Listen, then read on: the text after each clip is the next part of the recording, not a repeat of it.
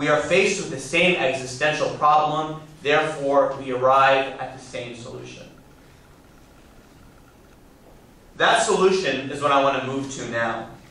The term apartheid, of course, was developed in relation to the South African context, but that term wasn't unique to South Africa. In fact, the UN General Assembly in November 1973 passed Resolution 3068, which provided a clear definition for apartheid and declared that it was a crime against humanity. It declared that apartheid involves, quote, those acts committed for the purpose of establishing and maintaining domination by one racial group of persons over any other racial groups of persons and systematically oppressing them. So again, apartheid was given a universal definition. So when we look at the situation in Palestine, in Israel, we see this definition has without doubt been met. There is structural, institutional discrimination, which we saw in South Africa. Of course, I should mention before I move into describing the structural similarities, that we don't see the sort of petty apartheid in Palestine, Israel that we saw in South Africa. By petty apartheid, I mean we don't see drinking fountains only for Palestinians or buses only for Palestinians. The Israeli regime has been smart to avoid those kind of symbolic actions. But the structure of power and the dynamics of the interactions between Israelis and Palestinians reveals apartheid. First of all, the unequal legal standing and political rights in the occupied territory represent an apartheid system.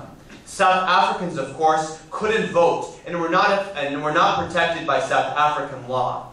It's the same situation in Palestine. The Nation magazine recently wrote an article in which they wrote that there's a dual system of law at work, one for Jews and one for Palestinians. When we look at the occupied territories, we see that settlers hold Israeli citizenship, are protected by Israeli law, and vote in Israeli elections. But these same rights are denied to Palestinians. Now, many people say, well, this is because there are two countries, or that there's an independent Palestinian authority that somehow controls Palestinian law and Palestinian structures. But the Palestinian Authority, like the black homelands of South Africa, lacks real sovereignty. The real control of life in the occupied territories, from airspace, water space, borders, everyday security, belongs firmly in the hands of Tel Aviv. Now, people might say, well, settlements are a temporary outpost. But the settlements have now existed for almost two-thirds the life of the Israeli state, for over 4 decades. These are not temporary structures, and we must acknowledge them for what they are. The Palestinian Authority, especially after Oslo, again bears resemblance to the Bantustans of apartheid South Africa. They were created to give the impression of independence to the world without giving them any real authority. It served the same purpose. They gave them the worst land, and they saved themselves with the cost of administering and taking care of the Palestinian population. They put that in the hands of somebody else, a separate power. This is a tried and true set of colonialism everywhere in the world. When the cost to operate a colony became too expensive, the solution always was, let's find a local elite that can do our bidding for us in the name of Palestinian nationalism. And that's exactly what the Palestinian Authority has done. De Klerk again writes, quote, as a young parliamentarian, I was enthusiastic about forming independence homelands for every group, including the Afrikaners. The roadmap between Israel and Palestine is based on exactly the same principles. What apartheid originally wanted to achieve is what everyone now says is the solution for Israel and Palestine, namely partitioning separate nation states on the basis of ethnicity, different cultures, and different languages. In 2003, the Israeli newspaper Haaretz reported that the former Italian Prime Minister, as telling dinner guests at a Jerusalem hotel that on a visit to Rome a few years earlier, Sharon had told him that the Bantustan model was the most appropriate solution for the conflict with the Palestinians.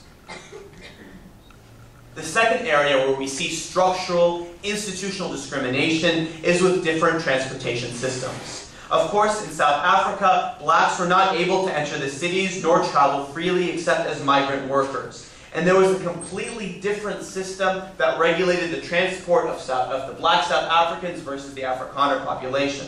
It's the same situation in Palestine. In Palestine, there are currently over 700 checkpoints or roadblocks, And the great majority of these are not located on the borders. At these checkpoints, of course, Palestinians are routinely humiliated and delayed, making a simple commute turn into an hour-long or several-hour-long ordeal.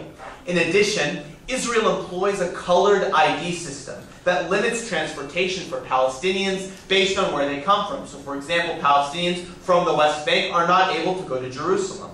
In addition, Israel often requires permits. It requires Palestinians to have permits to move freely and doesn't allow them to do so. Contrast this with a system of explicitly Israeli-only roads that Israel has constructed in the West Bank.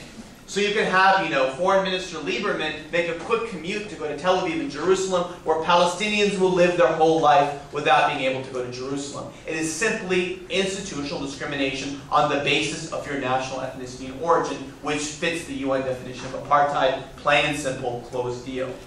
Desmond Tutu, the former Archbishop of Cape Town and Nobel Peace winner, when he went to Palestine, had several very interesting things to say. I'm going to share with you several excerpts from his book. The first he wrote was the following: "I've been deeply distressed by my visit to the Holy Land. It reminded me so much of what happened to us black people in South Africa. I saw the humiliation of Palestinians at checkpoints and roadblocks, suffering like us when white police officers prevented us from moving about. History, it seems, repeated itself. Apartheid is back, complete with a separation wall and banter stands."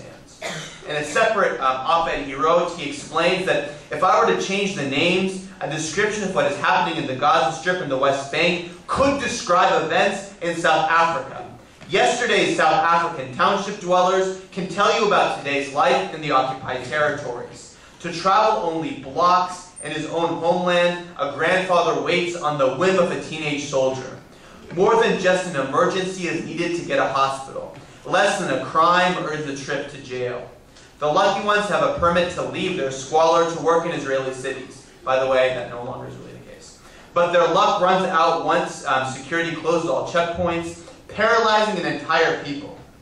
The indignities, dependence, and anger are all too familiar. And this is not some nobody. This is Archbishop Desmond Tutu, who won the Nobel Peace Prize and has risked his entire fame and fortune and career advocating on behalf of what's happening in Palestine, trying to point out the similarities. As some of you may know, when UC Berkeley launched their divestment campaign in the Student Senate, Desmond Tutu wrote a personal letter to those senators advocating them to pursue divestments.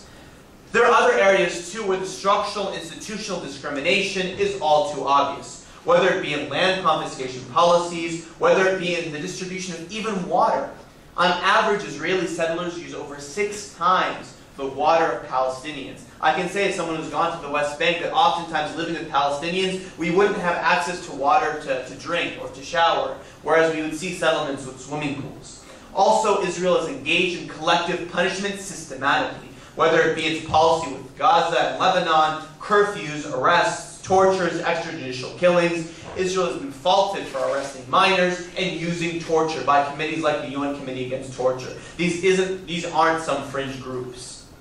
Finally, when we look at the apartheid structural similarities, we must look at the situation within Israel.